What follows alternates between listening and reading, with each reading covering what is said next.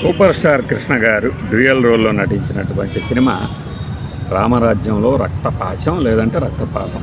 ఈ టైటిల్ అంటే రెండు టైటిల్ ఉన్నాయి అంటే కానీ ఇప్పటి తరం వాళ్ళు ఈ మధ్యన కృష్ణ గారి వీడియోలు చూస్తున్న వాళ్ళు అనుకోవచ్చు. అది కృష్ణ గారి డేరింగ్ నేచర్కి ఒక నిదర్శనం. అది ఎట్లా అంటే అది ఎమర్జెన్సీ ఉన్న టైం, అంటే పెట్టిన టైం. ఎమర్జెన్సీలో చిన్న చిన్న టైటిల్స్ను కూడా రాజకీయపరమైన చిత్రాలు ఇవి ప్రస్తుత ప్రభుత్వానికి వ్యతిరేకంగా ఉన్నది అని భావించిన సెన్సార్ సభ్యులు అంటేనే రామరాజ్యంలో రక్తపాతం అంటే ప్రభుత్వానికి వ్యతిరేకంగానా అని సెన్సార్ కట్లు టైటిల్ కూడా చెప్పినప్పుడు వెంటనే దాని టైటిల్ రక్తపాతమా అని క్వశ్చన్ మార్క్ కింద మార్చారు. ఏది ఇప్పుడు జూన్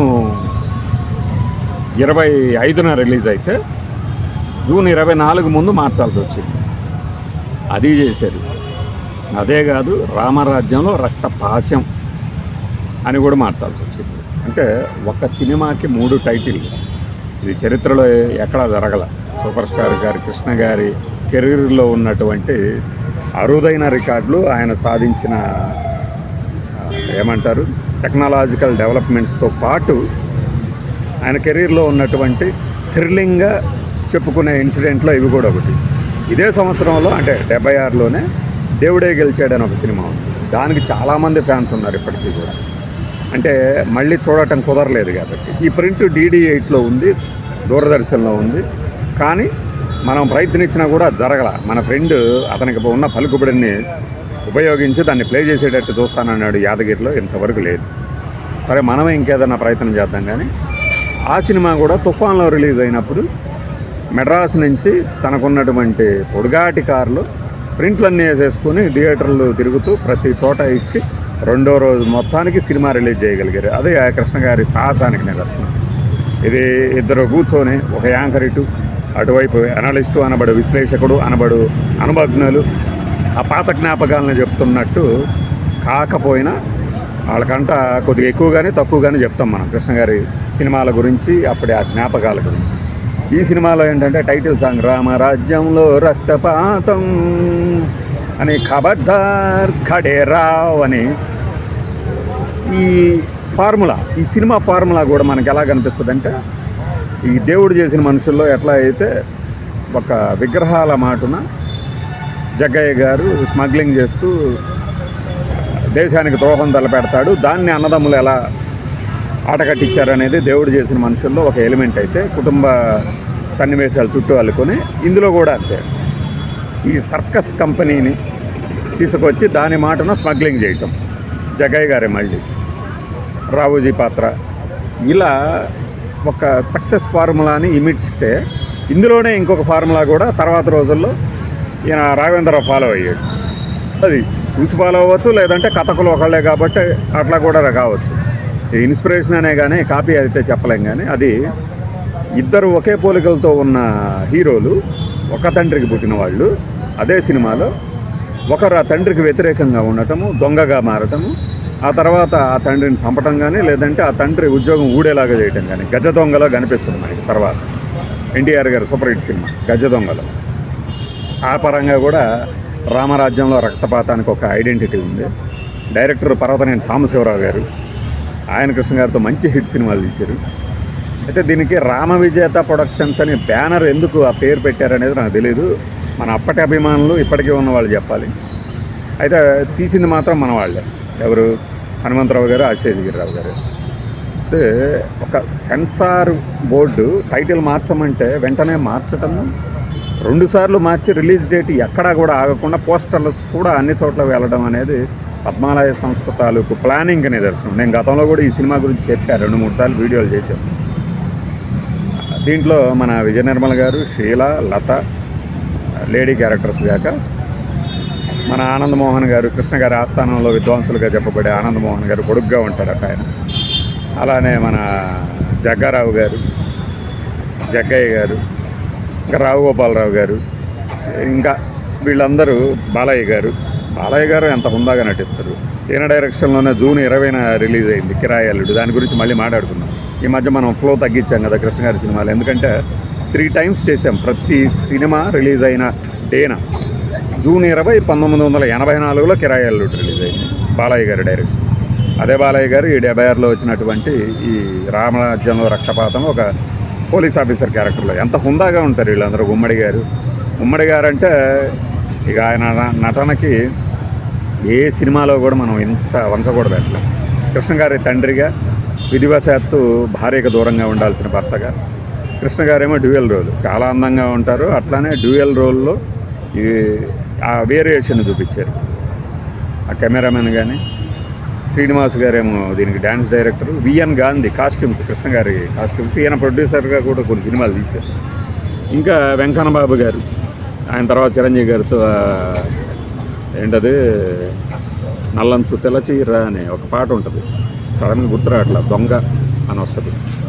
ఆ సినిమాలు ప్రొడ్యూస్ చేశారు, రాజేంద్ర ప్రసాద్తో చేశారు, పెద్ద ప్రొడ్యూసర్గా మారారు. ఆ తర్వాత కృష్ణ గారితో బంగారు భూమి వీటికి కూడా చేశారు ఆయన. ఇంకా చెప్పాలంటే మీకు అంటే తెలియని విశేషాలు కొత్తగా సినిమా గురించి అంటే తెలుసుకొని చెప్పడమే కాదు.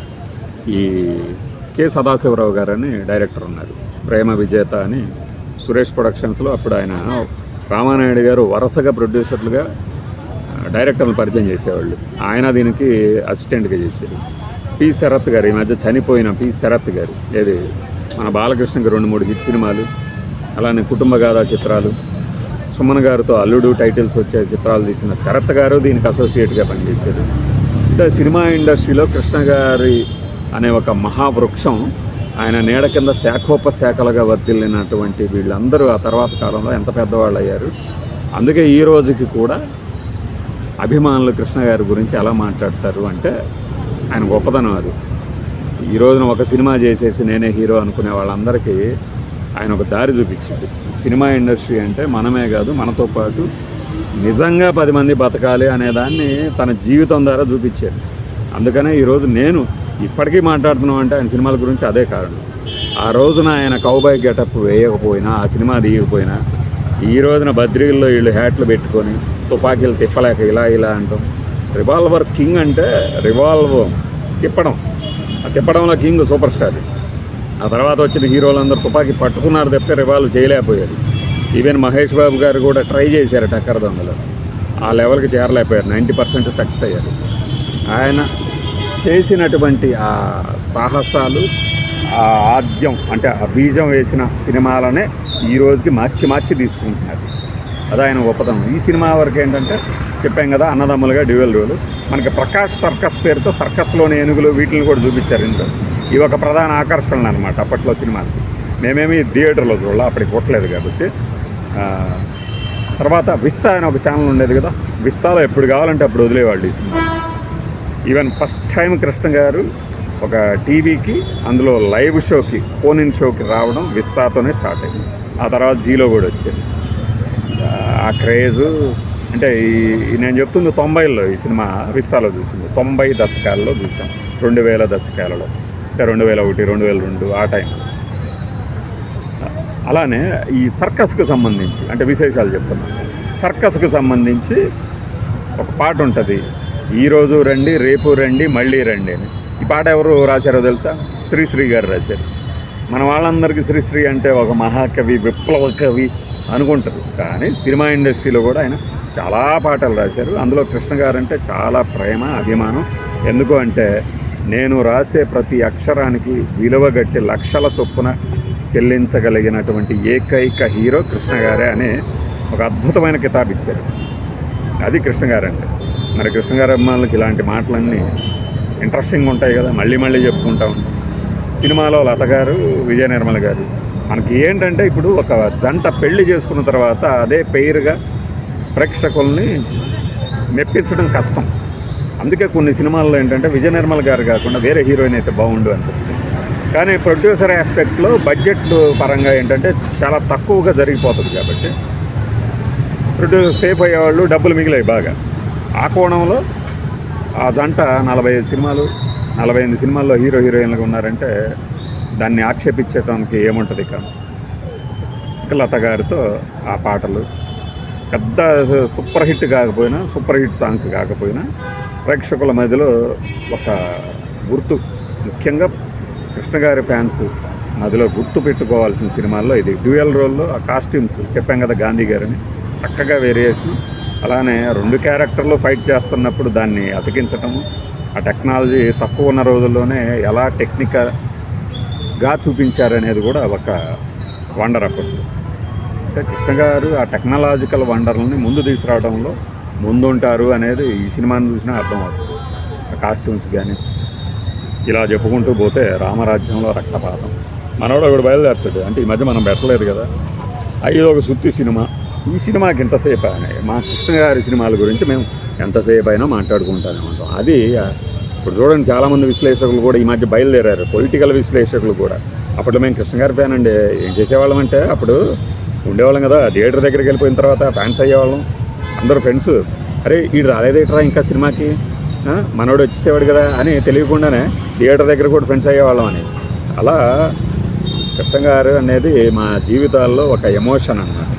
దాన్ని ఎన్నిసార్లు అయినా పంచుకుంటూనే ఉంటాం. బై.